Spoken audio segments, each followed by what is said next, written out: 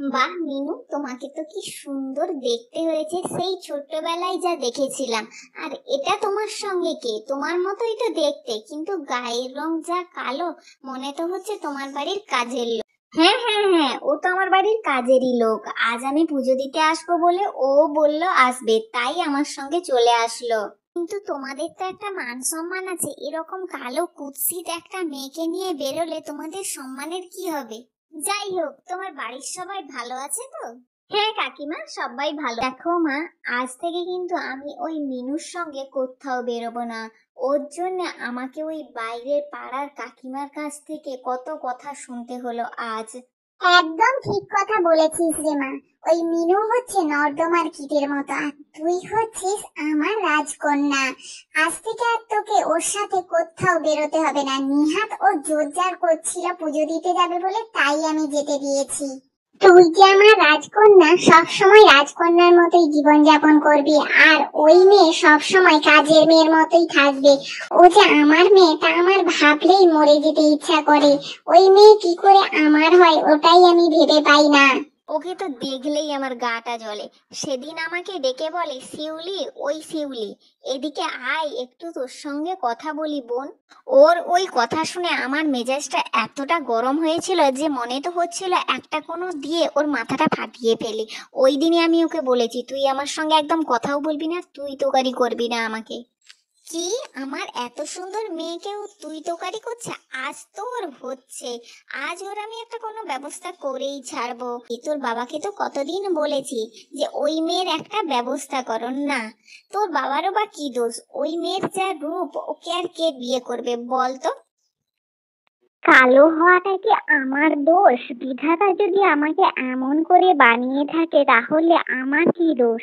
আর আমি যতই কালো হই না কেন, আমি তো বাবা মারই সন্তান। তাহলে কেন বাবা মা বোন আমাকে প্রতি ঘন্টায় ঘন্টায় এমন করে অপমান করে?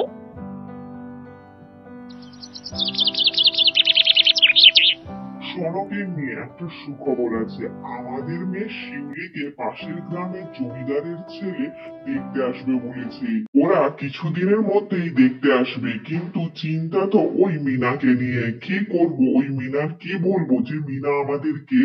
হ্যাঁ, ঠিকই বলেছো তুমি। ওই মিনাটার জন্য আর পারি না। কি করে যে এমন একটা মেয়ে আমার পেটে জন্ম নিল, ওটাই আমি ভাবি। শোনো গিন্নি, আমার মাথায় একটা বুদ্ধি এসছে। যখন ওই জমিদারের ছেলে আমাদের মেয়ে শিউলিকে দেখতে আসবে, তখন আমরা বলবো মিনা আমাদের বাড়ির কাজের লোক। ওর পরিচয় না দিলেই হলো। যদি আমরা ওর পরিচয় দিই তাহলে আমরা খুব বড় ঝামেলায় ফেঁসে যাব। বাবা, তুমি কি এমনি জমিদার হয়েছো? তোমার মাথায় তো দেখা যায় অনেক বুদ্ধি। ঠিক বলেছো, আমরা ওকে বলবো যে আমাদের বাড়ির কাজের লোক ও। হ্যাঁ, এরপর থেকে আমরা কেউ আর ওর পরিচয় কাউকে দেব না। বলবো যে ও আমাদের কাজের মেয়ে। ও জন্ম নেওয়ার পর থেকেই আমার চিন্তা বেড়ে গেছে। ও তো কোথাও চলে যেতেও পারে, কোথাও যাবেও না। হ্যাঁ, একদম ঠিকই কথা বলেছো। ওর জন্য আমাদের বড় মেয়ের কত দুর্নাম পাড়ার লোকের কাছে, গ্রামের লোকের কাছে। ও কোথাও চলে গেলেই পারতো, ও কোথাও যায়ও না। এত সবাই এত সুন্দর, ও যে কিভাবে এমন কালো কালি হলো ওটাই ভেবে পাই না। আগে যদি জানতাম এমন একটা মেয়ে আমার পেটে জন্ম নেবে, তাহলে পেটেই ওকে মেরে ফেলতাম। আমার বড় মেয়ে তো দেখতে সুন্দর, ওর তো জমিদারের ছেলের সাথে বিয়ে হবে। কিন্তু এই মেয়েকে যে কে বিয়ে করবে ওটাই আমি ভেবে পাই না। ওই কারণে আমার রাতে ঘুমও হয় না। বিধাতা, আমার মতো এমন একটা কুৎসিত মেয়ের জন্ম তুমি আর কারো ঘরে দিও না। আমার এই রূপের জন্য আমার বাবা মা বোন পরিবারের কেউ মানুষের কাছে মুখ দেখাতে পারে না। তুমি তো সবই জানতে বিধাতা, আমার ভবিষ্যৎটা এমন হবে। তবে কেন আমাকে পৃথিবীতে পাঠালে? জন্মের পর মানুষের অবহেলায় বড় হয়েছি। আমার দিদিকে যখন বাবা মা ভালোবেসে কাছে ডাকে, তখন আমার খুবই কষ্ট হয়।